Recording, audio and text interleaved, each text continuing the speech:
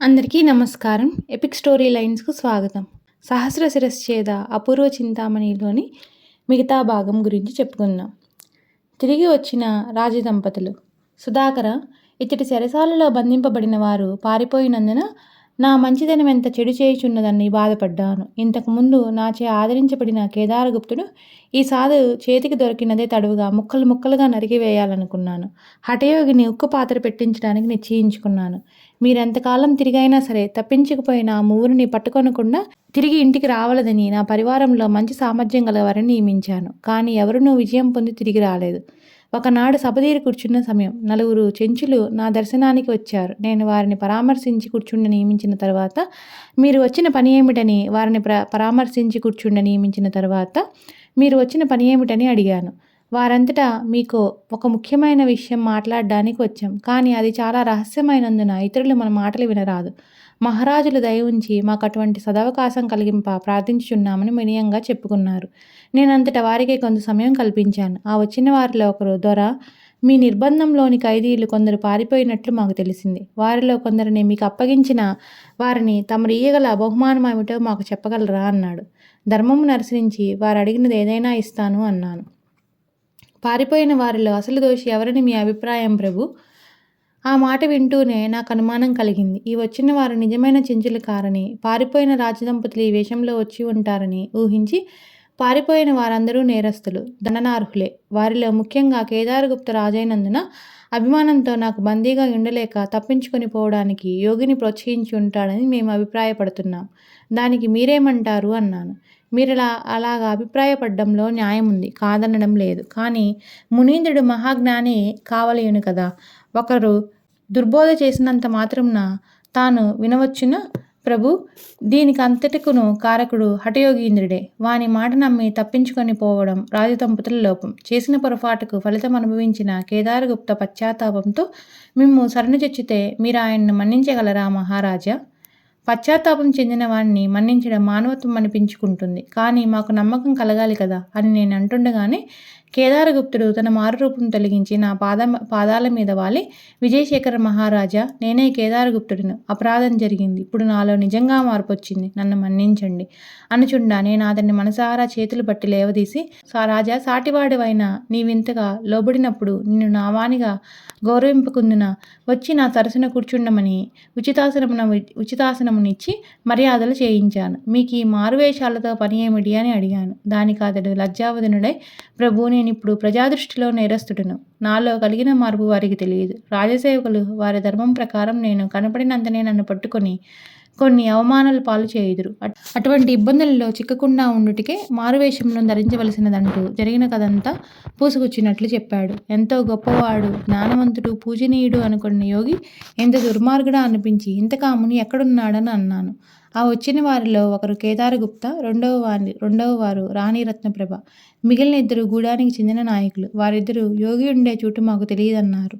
వెంటనే రత్నప్రభను మహారాణి భవనానికి పంపించి, కేదారగుప్తా, నేను మరికొందరు సైనికులు ఈ గూడెం నుంచి వచ్చిన వారిని వెంటబెట్టుకుని సన్యాసిని చిత్రవధ చేసి కక్ష తీర్చుకోవాలన్నంత కోపంతో బయలుదేరిపోయాం. గూడెం పౌరులు ముని ఉండే చోట్లన్నీ చూశారు. ఎంత వెతికినా కనబడలేదు. రత్నప్రభాదులు తప్పించుకొని పోయినందున ప్రమాదంను శంకించి ముని ఎచ్చటికో పోయి ఉంటాడని నిర్ణయించుకొని మేము వెనక్కి తిరిగి వచ్చాం. ఇంతవరకు మాకు అతని జాడ తెలియలేదు అని రాజకుమారిని కావలసిన బోగట్టాన్నంతా అందించాడు. సుధాకరుని 2వ ప్రశ్నకు సమాధానం దొరికింది. ఇక 3వ ప్రశ్నకు సమాధానం కావాలి. విజయశేఖర మహారాజా, మీ వలన నాకు 2వ ప్రశ్నకు కూడా సమాధానం దొరికింది. మీ ఉపకారం మర్చిపోలేను. 3వ ప్రశ్నకు సమాధానం రజిత నగరం నందున్నట్లు తెలిసింది. ఆ రజిత నగరం ఎక్కడున్నది? దానికి మార్గమేది? అచలికెట్లా పోవలేనని వివరాలు కావలేను అన్నాడు. విజయశేఖరుడు బదులు చెప్పలేదు. విజయశేఖరుని వృద్ధమంత్రి బుద్ధిసాగరుడు అంతటా, ప్రభు, రజిత నగరం ఎందున్నదో నాకు తెలియదు, కానీ మీకు ఒక ఉపాయము చెప్పగలను. ఇచ్చటకు ఉత్తరపు దిశగా 108 యోజనాల దూరంలో పెనుగుట్టల కొండ ఉన్నది. దాని పాములు పడక మడుగు సమీపంలో నాగుమల్లె పొదుంది. నాగుమల్లి పొదకు తూర్పుగా 10 బారాల దూరాన మంత్రాల మర్రి ఉన్నది. మంత్రాల మర్రికి పడమరగా దిగి భూమిలోనికి చుచ్చుకొని పోయిన యూడ పక్కన శిలావేదిక ఉన్నది. ఆ శిలావేదిక మీద కూర్చుండి ఉండే తపస్విని అడిగితే రజిత నగర వివరములు తెలియగలవని వివరించాడు. విజయశేఖరుడు తనకిప్పుడు ఆత్మీయుడైనందున సుధాకరునకు రజిత నగరం పోవుటకు ఉపాయం చెప్పిన మంత్రి అమితంగా కొనియాడిన తరువాత, సుధాకర, నీవు తలపెట్టిన ఘనకార్యం సామాన్యులు సాధింపలేని దానిని తలపెట్టుకున్నావు. నీకు దైవం తప్పక సహాయం చేయగలడు. కార్యార్థివి కావున బంధువు మర్యాదలకై నీకు ప్రయాణము నాకు అంతరాయం చెప్పరాదు. నీకు కావలసినంత ధనమును అవసరమైన ఎడ్ల పరివారమును కూడా తీసుకుని క్షేమంగా పోయి లాభంగా రమ్ము. తర్వాత మనమందరము కలిసి మరదోతి నగరానికి పోయి ఆ కపట సన్యాసిని ముక్కలు ముక్కలుగా నరికి నేను తృప్తిపడాలి అన్నాడు విజయశేఖరుడు. సుధాకరుడు విజయశేఖరునికి వినవిధేయతలతో ధన్యవాదాలు చెప్పుకున్న తరువాత, మీ ఆశీర్వచనమే నాకు 10,000. నాకు పరివారం అవసరం లేదు, కానీ కొలదిగా ధనమున్న చాలును, పోయి వచ్చేదనని చెప్పి రాజకుటుంబమునకు అందరికీ వీడ్కోలు చెప్పి రుద్రమందిరి చెప్పిన మార్గమును అనుసరించి ప్రయాణం సాగించాడు. బేతాళముని చేసిన ఉపకారము. కాంశీనగరం నుండి బయలుదేరిన సుధాకరుడు మరింత పట్టుదలతో ప్రయాణం ముందుకు సాగించాడు. వాని గుర్రం మీద యజమాని అవసరము గుర్తించిందన్నట్లుగా నడక వేగం పెంచింది. కాలు నిలవకుండా కార్యదీక్షతో పరిగెత్తినందున రాజకుమారుడు మరునాటికే గమ్యస్థానం చేరుకున్నాడు. పెనుగొట్టుల కొండనెక్కాడు. పాముల పడక మడుగు దాటాడు. నాగుమల్లి పొద చూచాడు. మంత్రాల మర్రి కిందకి చేరాడు. శిలావేదిక కనపడింది. కానీ అంతవరకు ఆయన మనసులోనున్న ఆలోచనంతా తారుమారైంది. తపస్వి అంటే జడలుగట్టిన జుట్టు, విభూతి పూత, తులసిదండల హారం, కాషాయ బట్టలు, చేతిలో యోగదండం ఉంటాయని రాజకుమారుడు ఊహించుకున్నాడు. కానీ శిలావేదిక మీద కూర్చుని ఉన్న ఈ వ్యక్తి ఉంగరాలు తిరిగి, బురుసుబారిన జుట్టు, భూతవైద్యునిలాగా వెడల్పైన కుంకుమ బొట్టు, మెడలో తాయెత్తుల దండ, ఎరుపు రంగు బట్టలు, పక్కనున్న మొరటు కర్ర ముక్క చూడడంతోనే సుధాకర్ని గుండె కలుక్కుమన్నది. ఎంతసేపలా ఆలోచించినా ఆయనకు నిర్ణయానికి రాలేకపోయాడు. సూర్యాస్తమయం అయింది. శిలావేదిక మీద కూర్చున్న బేతాళుడు సుధాకరుని చూచి, ఏం రాజకుమారా, ఇంకా నీ అనుమానం తీరలేదా? భయం లేదు, నా దగ్గరకు రా. నిన్నంతా ప్రయాణం చేసి ప్రాలుమాని ఉన్నావు. అయినా కార్యదీక్ష నిన్ను నాడడం లేదు. నీవు నన్ను చూచి సందేహిస్తున్నావని నాకు తెలుసు. నిజానికి నిన్ను పలకరించే పని నాకు లేదు. కానీ పరోపకారం పరమధర్మం కదా, అందులోనే నీవు పరదేశివి, నాకది కూడాను. నిన్ను ఆదరించి నీవు వచ్చిన పని నెరవేర్చి పంపడం నాకు విధి కనుక నిన్ను పరామర్శించున్నాను. ఇంకొక విషయం కూడా ఉంది. నీవు వచ్చింది స్వార్థానికి కాదు. కొంత స్వార్థమున్నా ఇతరులకు ఎగ్గలేదు. విశేషించి లోకోపకారం అనక తప్పదు. మంచి పని మీద వచ్చిన వారిని మన్నించడం మాకు ధర్మం. కనుక నీకు రజిత నగరం వెళ్లే దారి చెప్తాను. రేపటి ఉదయం నీవు అక్కడికి ప్రయాణం చేయవచ్చు. నీవు ఈ రాత్రి నీకు ఎటువంటి ఇబ్బందులు లేకుండా నేను మర్యాదలు మా ఇంట చేయిస్తాను. నా వెంటరమ్ము. సుధాకరునికి ఆనందము ఆశ్చర్యములు రెండూ కలిగాయి. మనిషి మొరటుగానున్న మనసు మెతకవలే ఉన్నది. నేను వచ్చిన పనియు చెప్పుచున్నాడు. మునీంద్రులకు యోగ దృష్టి ఉంటుందని పెద్దలు అంటారు. ఈయన కూడా ఆ కోవకు చెందిన యోగి ఉంటాడు. ఆకారం ఎట్లున్ననేమి, ఆత్మ మనకు కావలేను. వీని మాటలు నమ్మి వెంటపోయిన నాకు ఎటువంటి అపకారము జరగదని నిశ్చయించుకున్న తర్వాత బేతాళుని సమీపించి, మహానుభావ, తమ వంటి వారికి మేము చెప్పవలేనా? మీరు నన్నినట్లే కానివ్వండి అని నమస్కరించాడు. బేతాళుడు రాజకుమారుని వెంట పెట్టుకుని సమీపం నుండి తన వర్ణశాలకు తీసుకొని పోయి శిష్యులను పిలిచి, మీరు ఈ అతిథిని తగిన మర్యాదలతో గౌరవించండి, స్నానం చేయించి భోజనం పెట్టించి హాయిగా పండుకొని వసతులు కల్పించండి. ఉదయం మరలా వీరికి కావలసిన సదుపాయాలు అందించిన తర్వాత నన్ను కలియమని ఆజ్ఞాపించాడు. రాజకుమారుడికి ఏ లోపము రాకుండా తెల్లవారింది. తెల్లవారుజామున కాలికృత్యాలు తీర్చుకున్న తర్వాత సుధాకరుడు బేతాళుని సమీపించి చేతులు జోడించుకొని నిల్చున్నాడు. బేతాళుడు అతన్ని చేరబిలిచి, రాజకుమార, నీవు ఈ వికారాకారం చూచి ఇంకా సందేహించుతూనే ఉన్నావు. నేను సాధారణ మానవుడినే, కానీ భూతాన్ని కాదు, ప్రేతాన్ని కాదు, రాక్షసుడు అంతకంటేనూ కాదు. ఇతరులను మోసగించు తలంపునకు వేషము వేయలేదు. నా ఆశ్రమంన హింస మొదలైన భయంకరమైన కృత్యములను జరుపుటకు అవకాశం లేదు. ఇక్కడికి వచ్చిన వారికి న్యాయం జరిగి తీరవలేను. నేను నిజరూపమున ఉన్నప్పుడు ప్రతిదినము నా యొద్దకు వచ్చి పోయేడు వారి సంఖ్య పెరిగింది. ఆశ్రయించి వచ్చిన వారిని అందరినీ పరామర్శించి పంపడములతో నా తపశ్చర్యలకు భంగం కూడా కలుగుతూ వచ్చింది. అంతవరకైనా కొంత మంచిదే. ప్రస్తుతం దేశం మీద నాస్తికులు, వితండవాదులు పెరిగి ఉన్నారు. వారిలో కొంతమందికి ఏమీ తెలియకపోయినా అంతా తెలిసినట్లు గర్వించే మూర్ఖులు ఉన్నారు. అలాంటి వారంతా పండితవాదం చేయమంటూ వచ్చి నానా రభస చేస్తుంటారు. నిజానికి వారంతా పండితులైతే కదా వారితో పండితవాదం చేయడానికి. అటువంటి పనికిరాని పరమ దౌర్భాగ్యులతో పవిత్రమైన కాలమంతా పాడైపోతుంది. అందుకని నేను ఈ బేతాళ రూపం దాల్చి కూర్చుంటాను. ఇప్పుడు నన్ను చూచిన వారు దగ్గరికి రాకుండా దూరాన తొలగిపోతున్నారు. నాకు కావాల్సింది కూడా అదేను. ఇక నీ మాదిరిగా ప్రపంచం మీద తిరిగే దుర్మార్గులను ఎదుర్కొనే సాహసం గలవారు తక్కువ మంది. అటువంటి వారు వచ్చినప్పుడు సహనంతో సమయం కోసం వేచి ఉంటారు. చక్కగా మాట్లాడతారు. నిన్ను చూచినప్పుడే నీవు కాంస్యనగరం నుండి వచ్చినావని వృద్ధమంత్రి చెప్పి పంపినాడని నా యోగదృష్టి వలన తెలుసుకున్నాను. నీ ప్రవర్తన అవి అన్నీ నాకు నచ్చాయి. కనుక నీకు ఈ అవకాశం కలిగించాను. రాజకుమార, నీవిప్పుడు రజనగరం చేరవలేను కదా. రజనగరం పోయిన వారెవరూ ఇంతవరకు తిరిగి రాలేదు. చాలా ప్రమాదములతో కూడినది. మార్గం కూడా మంచిది కాదు. కొండగుహ నుండి ప్రయాణం చేయాలి. కన్ను పొడుచుకున్నను కానరాని చీకటి. పాములు, తేళ్ళు పారాడుతుంటే చేతితో తాకి చూచుకుంటూ మెల్లమెల్లగా అడుగులపై అడుగులు వేచుకుంటూ ఎంత దూరం నడవాలో తెలియదు. అడుగడుగునా ప్రాణగండములు కలగవచ్చును. ఇదిగో నేనిచ్చుచున్న ఈ పచ్చాకు గుళికను సేవింపుము. 6 నెలల వరకును నీకు ఆకలి నిద్రలు బాధలుండవు. గొడ్డాళ్లతో కొట్టినా నీ శరీరము కందదు, మరణం అసలే ఉండదు అంటూ వానికొక మాత్ర ఇచ్చాడు. సుధాకరుడు బేతాళుడిచ్చిన గుళికను భక్తి శ్రద్ధలతో అందుకొని సూర్యునికి ఎదురుగా నిలబడి నేమో సంకల్పించుకొని తిన్న తర్వాత మరలా వాని వంక చూచాడు. బేతాళుడు, రాజకుమార, మా శిష్యుడు నీ వెంట వచ్చి రజతనగరం వెళ్లే బిలద్వారం చూపుతాడు. ఈ కొండ కొన్ని యోజనాల వైశాల్యం ఉంది. లెక్కలేనన్ని లోయలు, చూడలేనన్ని బిలాలు ఇక్కడున్నవి. రజతనగరం చేరే బిలమార్గాన ధైర్య సాహసాలతో ప్రాణాలకు తెగించి ముందుకు సాగిపోవాలి. చాలా దూరం పోయినాక ఒక విశాల ప్రదేశం వస్తుంది. అక్కడ నీకు కావలసినంత గాలి, వెలుగులు లభింపగలవు. అక్కడ ఒక పెద్ద సరస్సు ఉంటుంది. దాని నిండా తామర పూలు వికసించి ఉంటాయి. రాజహంసలు ఈదులాడుతుంటాయి. అందులో నీరు టెంకాయ పాల కంటే తీయగా ఉంటుంది. సుధాకర్, నీకు కావలసినది సరోవర సౌందర్యం కాదు. సరోవరం పక్కన పెద్ద గణపతి విగ్రహం ఉన్నది. ఆయన్నే కామసిద్ధి గణపతి అంటారు. సరోవరంలో స్నానం చేసి 21 రకరకాల చెట్ల పత్రితో గణపతిని పూజించి బయలుదేరిన వారికి ఎటువంటి సాధ్యం కాని పనులైనా గణపతి స్వామి దయతో నెరవేరతీరగలవు.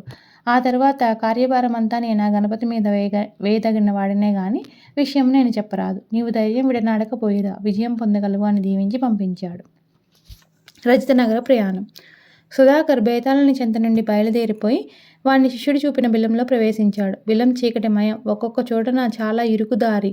పక్కలందున కోసురాళ్ళు తగిలి శరీరం నుండి రక్తం వస్తుంది. కొంత దూరం పోయిన తర్వాత ప్రశాంత వాతావరణం గల ప్రదేశానికి చేరగలమనే బేతాళుడు చెప్పిన మాట మీద నమ్మకం తప్ప ముందు దారి బొత్తిగా కనపడడం లేదు. ఎక్కడికి పోతున్నది, ఎంత దూరం పోవలసినది అనే ప్రశ్నలకు సమాధానం లేదు. చాలాసేపటికి తాను అనుకున్న మనోహర ప్రదేశం చేరుకున్నాడు. ఆ దృశ్యం చూచిన తర్వాత సుధాకరుని మనసు ఆనందంతో నిండిపోయింది. అచ్చటి వాతావరణంలోనే జీవితమంతా గడపడం బాగుంటుందని అనుకున్నాడు. కానీ ఇంతలో నా కొరకు కాకపోయినా గుప్తయోగ ప్రశ్నలకు సమాధానాలు తీసుకుని వస్తానని నా రాకకై 1000 కన్నులతో ఎదురుచూచున్న చింతామణి కోసమైన మరుద్వతి నగరం వెళ్ళి తీరాలి. ఒక్కగానొక కుమార్తె చిక్కుబడిన విషవలయం నుండి కాపాడి తమ విచారం మాన్పగలనని కొండంత భ్రాంతి పెట్టుకున్న ధీమంత మహారాజు వారి కోసమైనా తిరిగి స్వదేశం చేరాలి. తన కుమారుని కోల్పోయినా ఇప్పుడు తననే తనకున్న ముద్దుల కొడుకుగా నెనుకున్న సూర్యవర్మ మహారాజు కొరకైనా ఉజ్జయిని నగరం పోవాలి. కన్న తల్లిదండ్రులకు కొడుకే ప్రాణము, కొడుకే జీవితము సర్వస్వమని తప్పించుచున్న చంద్రవర్మ మహారాజు వారి తృప్తి కొరకైనా నా వజ్రాపురం పోక తప్పదు కదా అనుకున్నాడు. చుట్టూ కొండలు, కొండల మీదుగా దట్టంగా పెరిగిన చెట్లు, మధ్య విశాల మైదానం, చిన్న చిన్న మెరుపురాళ్లతో నిండిన నేల, అందమైన సరోవరం నిండా తామర పూలు కలకలలాడుతున్నాయి. రాజహంసలు ఈదులాడుతున్నాయి. దానికి అన్ని వైపులా నీటిలో దిగేటందుకు బారులు తీరినట్లు మెట్లున్నాయి. పక్కపక్కల పూల చెట్లు పోయిన వారిని పలకరించుచున్నట్లున్నవి. కామసిద్ధి గణపతి స్వామియు దర్శనమిచ్చాడు. సుధాకరుడు భక్తి శ్రద్ధలతో గణపతిని ఆరాధించి రాత్రికి అక్కడనే శయనించాడు. మరునాడు తెల్లవారింది. బారెడు పొద్దెక్కింది. బాటసారిని లేపిన వారు గాని పలకరించిన వారు గాని ఎవరూ లేరు. మేదలకే వచ్చిన కుందేలు పిల్లలు వాని మీదకెక్కుతూ గెంతుతూ దూకుతూ ఆటలాడడంతో వానికి మెలకువ వచ్చింది. లేచి కూర్చున్న రాజకుమారుని కొంతసేపు కుందేలు పిల్లలతో వినోద కాలక్షేపం జరిగింది. ఆ తర్వాత తను ప్రయాణం చేయాలనుకున్నాడు. ఎటుపోవడానికి ఎక్కడా దారి కనపడడం లేదు. ఏమడగడానికి ఎవరూ కనపడింది లేదు. ఉన్నట్లుండి ఆయనకు మనసులో ఒక ఆలోచన వచ్చింది. ఇక్కడికి కుందేళ్లు వచ్చినవంటే ఇందెందైనా ఒక మార్గం ఉండి తీరాలి అని నిశ్చయించుకున్నాడు. ప్రయత్నించితే ఒక దారి కనపడకపోదనుకొని లేచి చుట్టూ పక్కల పొదల చాటున చూడగా ఒకచోట బాహాటమైన సొరంగం కనిపించింది. కొంత ఉత్సాహంతో తిరిగి వచ్చి గణపతికి నమస్కరించుకొని సొరంగ మార్గాన ముందుకు ప్రయాణం సాగించాడు. ఈ సొరంగంలో చీకటిగా కాకుండా కొంత వెలుగు కనబడుతుంది. ఆ వెలుగు ఎక్కడి నుండి వస్తుంది, ఎలాగ వస్తుంది అనే ప్రశ్న వానికి మనసులోకి రాలేదు. ఒక్కొక్క చోట దారి చాలా లోతుకుపోయి మళ్ళీ పైకి ఎక్కుతూ ఎగుడు దిగుడులుగా ఉంది. మెట్లు లేవు, గట్లు లేవు. అంగుళం మొదలు 3 అంగుళాల వైశాల్యం కలిగిన పలచని చదువు రాళ్లతో నిండి ఉన్నది. ఆ రాళ్ళు 2-3 రంగులతో నునుపుదీరి ఉన్నందున లోయలోనికి దిగేటప్పుడు కాలు నిలవక కొన్ని గజాల దాకా ప్రయాణికుడు జారి ఎక్కడికో పోతుంటాడు. అలాగే ఎక్కేటప్పుడు కూడా కాలి క్రింద పట్టు దొరకక కిందకి జారిపోతుంటాడు. రాజకుమారుడు ఈ అవాంతరాలన్నింటినీ భరించుకొని పట్టుదలతో పైనుంచి చూనే ఉన్నాడు. పడుతూ లేస్తూ చాలా దూరం అలాగే ముందుకు పోయాడు. ఒక చోటున వానికి కాలు పట్టు తప్పింది. జారిగల పడిన వాడు పడినట్లే లేచి నిలబడే అవకాశం లేకుండా నునుపురాళ్ల వేగానికి పోయి ఇంకొక పక్క సొరంగం ద్వారా చాలా లోతునున్న అగాధంలోకి పడిపోయాడు. అక్కడ ఆయనకు నీటి తగిలి లేచి చూచాడు. ఆ కొండ సొరంగంలో అంత లోతున నీటి కాలువ పారడం చూచి ఆశ్చర్యపోయాడు. రమారమి 2 గజాల వైశాల్యంలో పారుతున్న కాలువలో కనపడే చిన్న రాళ్ల వలస లోతేమీ లేదని తెలుసుకున్నాడు. కొంత ధైర్యాన్ని కూడా పుంజుకొని నీరిక్కడ పారుతున్నదంటే ఇచ్చటి నుండి వెలుపలికి దారి ఉన్నదని గట్టిపరుచుకున్నాడు. కానీ నీరెంత సన్నని జాలు ననుసరించి అయినా ప్రవహింపగలదు కానీ మనిషి ప్రయాణం చేయలేడు కదా. ఒకవేళ ముందు మార్గమంతా జొర్రరానిదయ్యున్న ఎడల మరలా వెనుకకు తిరిగి కాలువ గట్టునే ఇక్కడికి రాగలను కదా అని నిశ్చయించుకొని నీటి జాలను నడవసాగాయి. ఎంతసేపు నడిచాడో వానికి తెలియదు. చాలా దూరం పోయిన తర్వాత జనం మాటలు చెప్పు వినపడింది. వెలుతురు కూడా కొంచెం కొంచెం పెరిగింది. అనుకున్నట్లే కొండ లోయలో నుండి బయటపడ్డాడు. ఇక్కడ నీటి కాలువ మరింత వైశాల్యం పెరిగి లోతుగానున్నది. జాలరులు చేపలు పట్టుకుంటున్నారు. వారు ఏదో మాట్లాడుకుంటున్నారు. కానీ వారి భాష తెలియక రాజకుమారుని ఒక మాట కూడా బోధపడలేదు. సుధాకరుడు జాలరులను పిలిచి ఇది ఏ ఊరు, రజితపురం పోయే బాటేమిటి అని అడిగాడు. ఆయన అడిగిందేమిటో వారికి తెలియలేదు. వారేం చెబుతున్నారో ఆయనకు అంతకన్నా తెలియడం లేదు. ఆ జాలరులలో ఒక ముసలాయన దూరంగా స్నానం చేస్తున్న మునిని చూపి అక్కడికి పోయి అడగమని సైగ చేసి చూపాడు. సుధాకరుడు చకచకా నడిచిపోయి మునికి నమస్కరించాడు. ఆ ముని స్నానం చేయడం ముగిసినందున ఒడ్డుకు వచ్చి నీవెవరువో నాకు కొత్తవాడవు, నాకే కాదు ఈ ప్రదేశానికి కొత్తవాడు అని తెలుస్తోంది.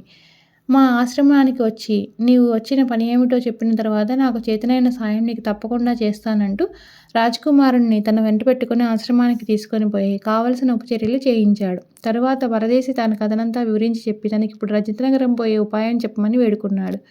మునీంద్రుడు ఆ రాజకుమారునితో అబ్బాయి నీవు ఇప్పుడు రజితనగరానికి సమీపమునందున్నావు. ఒక్కరోజు ప్రయాణం కూడా ఉండదు. అయినా ఆ మార్గం మంచిది కాదు. బందిపోటు దొంగలు బాటను కాచుకొని ఉంటారు. నిన్ను నీ వస్త్రములు చూచినచో మహారాజుల బిడ్డవేనని తలచి నిన్ను దోచుకుంటానికి వస్తారు. అందువలన నీ పనికి ఆటంకాలు రాగలవు. అసలే దూరదేశపు బాటసారి, ఒంటరివి, చాలా శ్రమలు పడి పొక్కి ఉన్నావు. ఇంకనూ నీవు సాధించవలసిన ఘనకార్యం ఎంతైనా ఉన్నది. కొన్ని సమయాల్లో యుక్తిని అనుసరించడం మంచిది. నీవి రాజదుస్తులు నీవిక్కడ విడిచి చిన్న మూటన గట్టుకొని నేనిచ్చిన కాషాయ బట్టలు కట్టుకొని బయలుదేరము. నీవు ఒక సన్యాసిని తలచి దొంగలు నీ జోలికి రారు. నీవు సుఖంగా రాజనగరం చేరగలవని చెప్పాడు. ఆ మాటలు రాజకుమారునికి నచ్చినాయి. మునీంద్రుడిచ్చిన కాషాయ బట్టలు ధరించాడు సుధాకరుడు.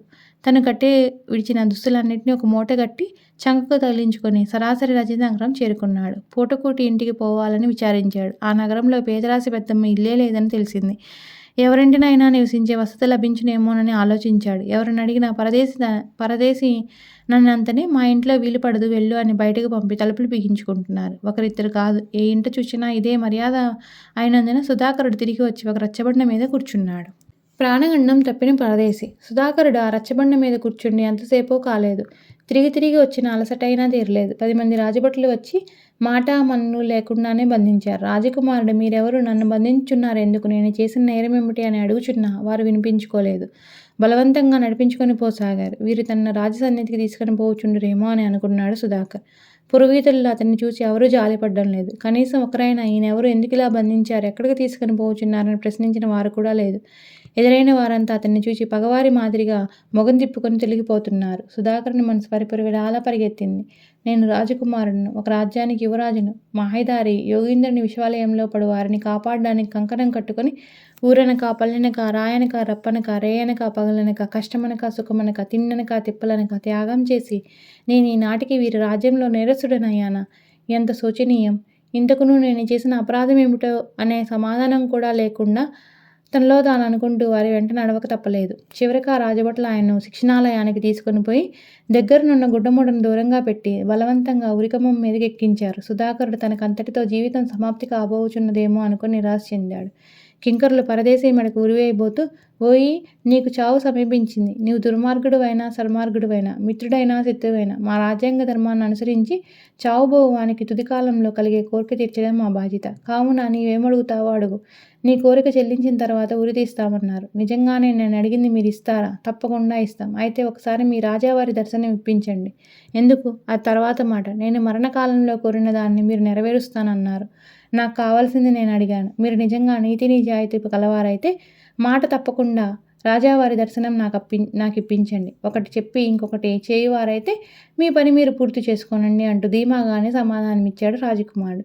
రాజసేవకుల్లో ఒకనికి యోచన కలిగింది. ఒరేయ్, ఇదేదో ఆలోచింపదగిన కథగానే ఉన్నదిరా.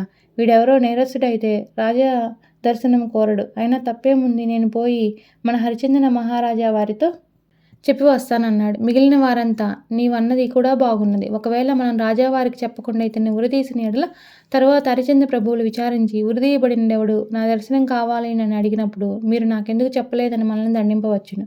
కనుక చెప్పి రావడమే మంచిది. నీవు తిరిగి వచ్చే వరకు మేము ఇతన్ని తప్పించుకుపోకుండా కనిపెట్టి ఉంటామని సమ్మతించి పంపారు. ముందు మాట్లాడిన సేవకుడు సరాసరి తిరిగిపోయి సభదీరి ఉన్న హరిచందన మహారాజుతో, ప్రభు, ఏలిన వారి ఆజ్ఞ ప్రకారము మేము ఒక సన్యాసిని పట్టుకొని పోయి ఉరికం మెక్కించి మీ మరణకాల వాంఛ ఏమిటని అడగగా వాడు, నాకు మీ రాజావారి దర్శనం ఒకసారి చేయించండి చాలు అన్నాడు. ఏమి చేయుటకు పాలుపోక నేను మీ దర్శనానికి వచ్చాను, తర్వాత ఏలినవారు చేయమన్నట్లు చేస్తానని మోకరిల్లాడు. రాజుగారికి ఆలోచన కలిగింది. అతనెవరో మోసగాడై ఉంటే ఇంత నిర్భయంగా నా దర్శనం కోరడు.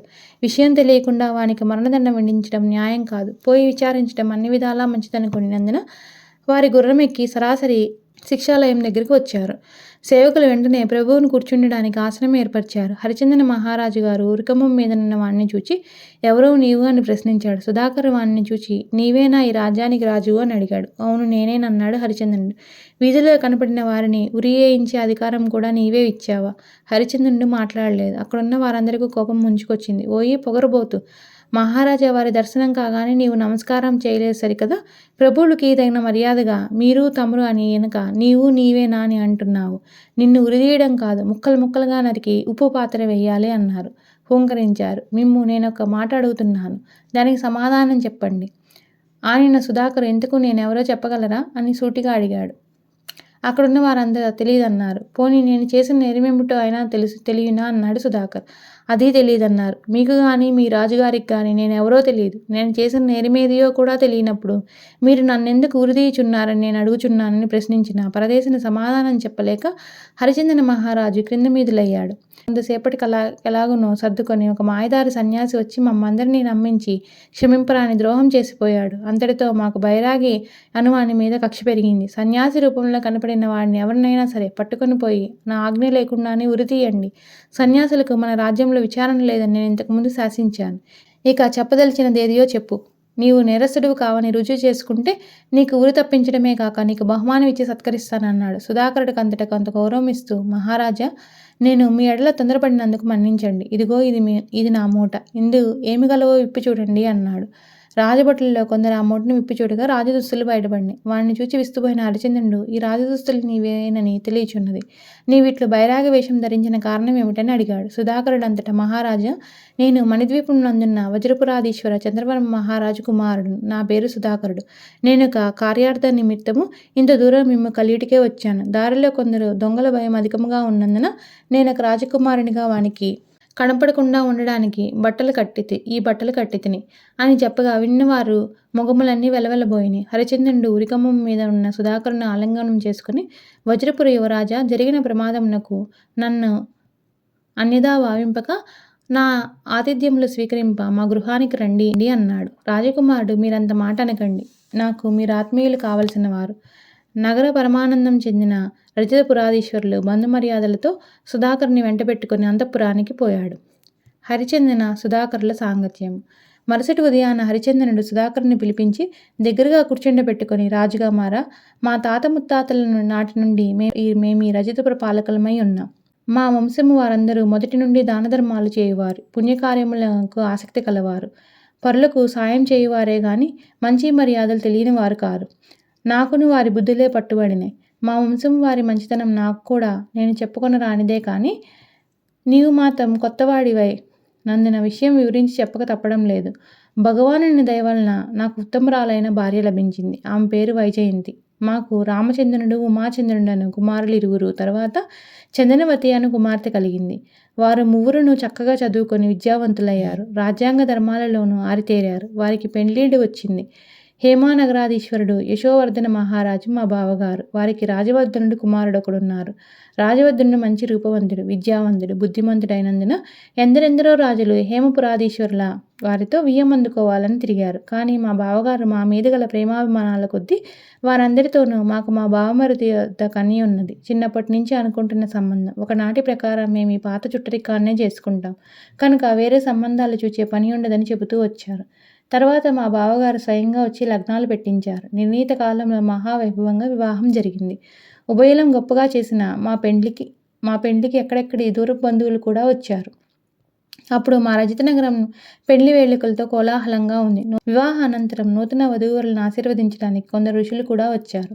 వివాహానంతరం నూతన వధూవరులు హేమనగరం వెళ్ళి అక్కడ 3 రాత్రుల నుండి వ్రతం చేసుకుని తిరిగి వచ్చారు. ఇచ్చట 16 రోజుల పండుగ కార్యక్రమాలన్నీ విధి విధానంగా నెరవేరిపోయినాయి.